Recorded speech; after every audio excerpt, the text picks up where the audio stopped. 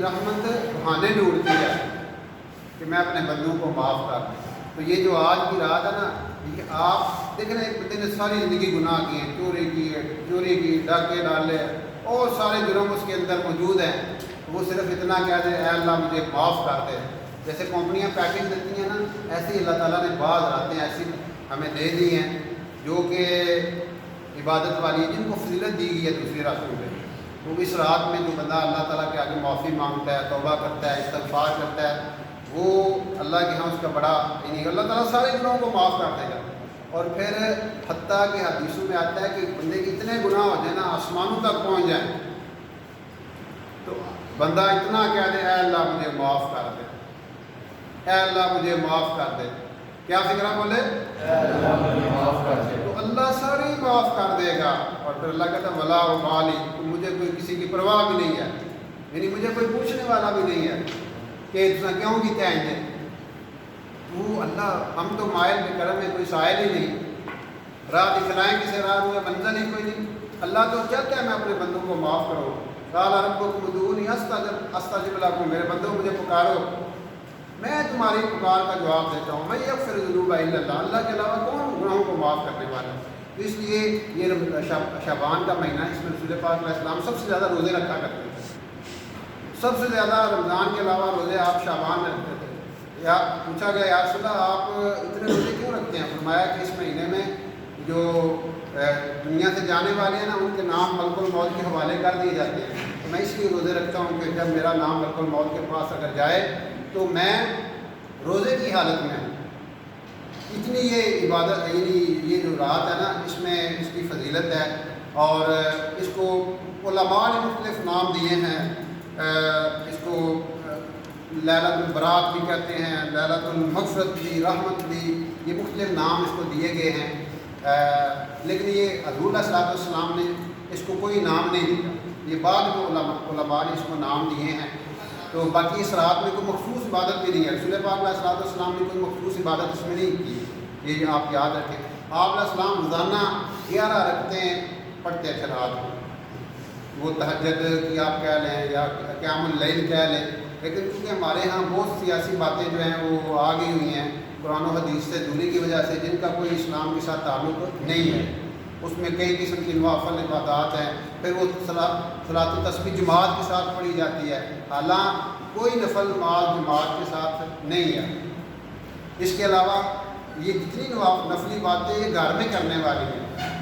یہ گھر میں آپ نفلی باتیں کریں، اللہ سے دعا مانگیں، رات میں نفل پڑھیں، تلاوت کریں، ذکر کریں. بے شک ساری رات بھی کر سکتے ہیں، لیکن آپ یہ اتنا ضروری نہیں ہے کہ آپ ساری رات لگے رہیں اور نفل پڑھتے رہیں اور صبح آپ اپنے کام ضروری جو کام ہے وہ کر ہی نہ سکیں، ڈیوٹی پہ نہیں جا سکیں، کالج ہی نہ جا سکیں، اور اپنے جو کام جو ضروری کرنے والے ہیں.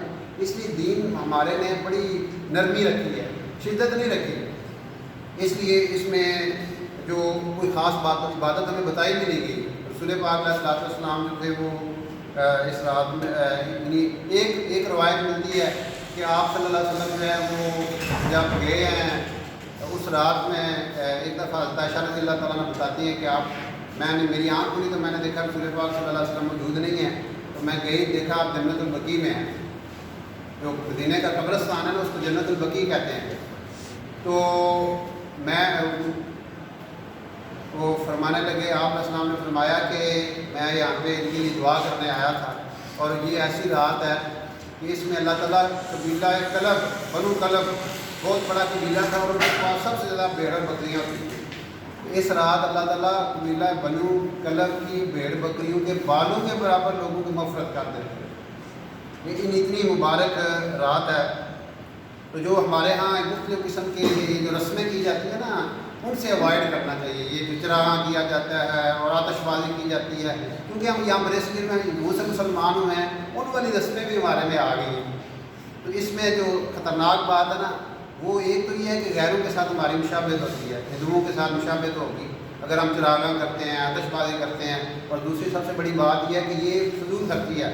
قرآن کہتا ہے کہ بے شک جو فضول خرچ ہیں وہ شیطان کے بھائی ہیں. تو اس لیے ان رسوموں میں ہمیں اپنا پیسہ اور وقت برباد نہیں کرنا چاہیے، بلکہ اس رات میں اگر کوئی عبادت کرنا چاہے، نوافل پڑھنا چاہے وہ پڑھے.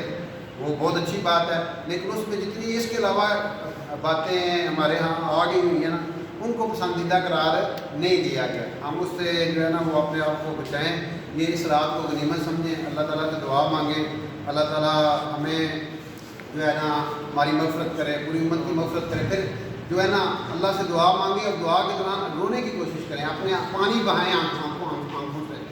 یہ سب سے زیادہ دیکھیں نا، ہر کھیتی کو آپ پانی دیتے ہیں تو وہ آباد ہوتی ہے، وہ سیراب ہوتی ہے۔